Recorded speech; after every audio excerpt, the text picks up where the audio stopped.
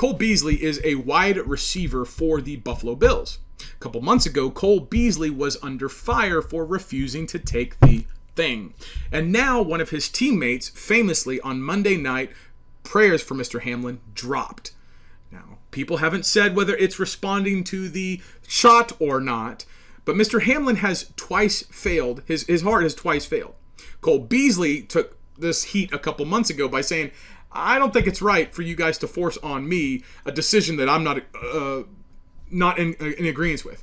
This is that video. Commentary follows. Pray for this off by saying I'm not anti or pro-vax. I'm pro-choice. With that being said, the issue at hand is information is being withheld from players in order for a player to be swayed in a direction he may not be comfortable with. When dealing with a player's health and safety, there should be complete transparency regarding information that is vital in the decision-making process. Without having all the proper information, a player can feel misguided and unsure about a very personal choice. It makes a player feel unprotected and gives concerns about future topics regarding health and our ability to make educated decisions. With regard to our overall safety, we have to know we are armed with full knowledge and understanding that those who are in a position to help us will always do that based on our individual situation. Some people may think that I'm being selfish in making this a me thing. It is all about the young players who don't have a voice and are reaching out to me every day because they're being told if they don't get vaxxed, they'll be cut. Agents are being told by teams if they have unvaccinated guys, they will not be given opportunities as of now to be seen in workouts. So once unvaxxed players get cut, they're losing a dream they have worked their whole lives for over a vaccine that is proven to not keep people from contracting COVID, as we've seen. Every doctor I've gone to with questions begins every sentence with, from what we know now, which tells me we don't know enough. The NFLPA is working to have vaccinated players tested more frequently than what the NFL initially stated. A lot of players got the vaccination with the idea that these rules were already set in stone, and they're not. It is common sense that if a vaxxed or unvaxxed player is tested less frequently, the likelihood of a player being pulled for COVID drops dramatically. In regard to player safety, I will conclude by saying we all want to be safe. For so many players around the NFL, safety does not solely mean avoiding the COVID virus. Our health is the now and years beyond, which we are trying to protect with our personal choice, while doing all the things we did in our protocol during a very successful 2020 NFL season. Yeah, that took backbone. That was strength. That was courage. That was courage to lose your livelihood because of a personal decision. And if you've been alive more than 2 years and you were cognizant, you understand that that's what we all went through on a global level, worldwide level. Well, it wasn't just but yesterday that a doctor said that, hey, we just learned Hamlin was resuscitated twice, once on the field with ROSC, and again in the hospital. As a cardiologist, this makes commotio cordis less likely. If the impact caused an arrhythmia and a rhythm was restored, he wouldn't arrest again, and an hour later, full eval needed. Now again, what I think is happening is gaslighting on a massive level. People cannot speak the truth. They can't speak the truth because there are financial incentives or disincentives against it. You can't outright say what happened. I'm not going to do it because I understand what would happen if they nuked me. You know what? He did it because the shot. It happened because the shot, right? But you can't say that because people say, whoa, hold the facts. You don't know. You don't know. Of course.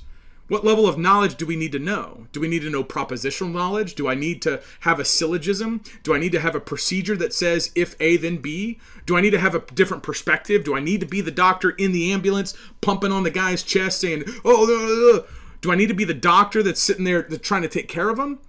Or how about the participation? How much of his family need to know that this 24-year-old professional athlete is suffering? He's in critical condition. This is not good. These are not good situations. This is why you need the gospel. This is why the very first thing that Christians need to be doing is preaching the gospel of Jesus Christ. Not some holier than thou, mighty, I'm better than you kind of situation. But listen, if you die today and you don't know Jesus, you're going to go to hell. And my prayer for Mr. Hamlin more than anything is that he knew Christ. Because if he doesn't come back and whatever, but if people need to know Jesus. You don't need to go a second without knowing this. But this also should seep into our public policy and our culture. Because Mr. Beasley was making comments about that if he doesn't know stuff, then he needs to be able to make a right decision. Explore that. What idea is Mr. Beasley raising right there? What idea, what worldview is he advancing to say that, hey, if I don't have right information and if I can't make this decision, then I shouldn't be compelled to do so? What worldview is he proposing right there? See, in Genesis chapter 1, verse 27 through 28, God makes man in his image. And then God gives man dominion over the air, dominion over the land, dominion over the sea, and all the creatures therein. God does not give people dominion over each other. And so for me to have dominion over you is for me to compel you to obey me. This gets down to the dilemma of what is the role of government. In America, I don't care about no other countries, I'm American. In America, the role of the federal government, of the state government, is to defend rights being violated. That means there has to be a violation in order for the government to provide a remedy, a solution. If I breathe and I might have a virus that does not kill 99.998% of people, you can't determine that I, by breathing the way that God made me, is violating your right. You can't do that. It's impossible to account for my droplets to invade you and for 2 weeks later for then you to have symptoms. There's no remedy possible because there's no way to account that I violated your rights by doing what God made me to do. Breathe. And therein lies the other issue, is that we have subjected God's order to man's order. Peter tells the Sanhedrin, Acts chapter 5, verse 29, says, listen, I'm going to obey God. Y'all guys do whatever you want. I'm going to breathe because that's how God made me. And in the process of breathing, if stuff happens, you can't prove it. That's why you need Jesus. To live as Christ, to die as gain. Now, there will be some public policy people that will say, well, Jaron, you're participating in a society. We have a social contract. Show me that contract, bro. Show me the contract that I'm party to that says that I have to muzzle up and jab up and walk the line just because some dude on Twitter or some government unelected bureaucrat who's bought off, and now that we know from Twitter Fauci files that he's in on it, show me the contract that I'm party of that says that I have to obey that godless commie. Show me where I'm supposed to be subjected to the whim and the desire of people who hate me and don't have my worldview and don't share my values. Show me that. Because what I'll do is I'll show you the Constitution.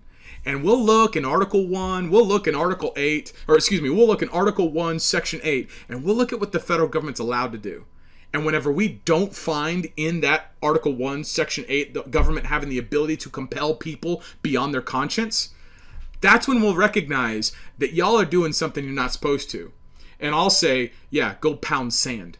The thing, and this is where I'm just really proud. HumbleCoffee.store. HumbleCoffee.store. Listen, 99% of coffee companies burn their bean. They put the bean on hot metal and they just fry it. They just garbage it up and put it up with all sorts of stuff that's bad. If you drink coffee, you want to drink this. You want to go to HumbleCoffee.store. And the reason why you want to go to HumbleCoffee.store is because you want to support a Christian business that uses portions of the proceeds to send the Bible all over the zip codes in the United States, but you also want the best cup of coffee that you've ever had.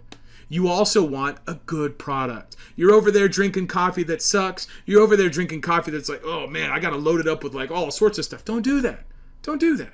I mean, you could still do it with mine if you want to, but do it with air roasted coffee. Just try it the way that it is. You'd be like, wow, that is a lot better. How is that a lot better? Because we don't insult the product like 99% of people do. HumbleCoffee.store, HumbleCoffee.store. I appreciate your business. God bless you.